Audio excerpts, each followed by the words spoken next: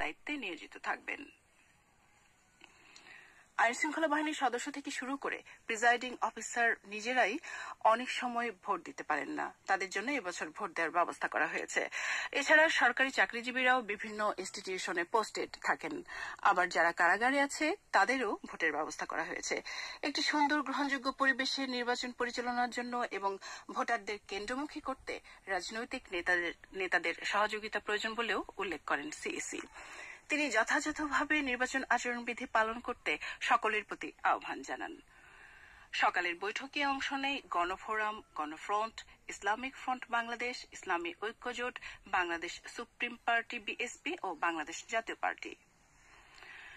২৪ জুলাই আগস্টের গণঅভ্যুত্থানে সংঘটিত মানবতা বিরোধী অপরাধের মামলায় ক্ষমতাচ্যুত প্রধানমন্ত্রী শেখ হাসিনা, সাবেক স্বরাষ্ট্রমন্ত্রী আসাদুজ্জামান খান কামাল ও রাজসাক্ষী সাবেক আইজিপি চৌধুরী আব্দুল্লাহ আল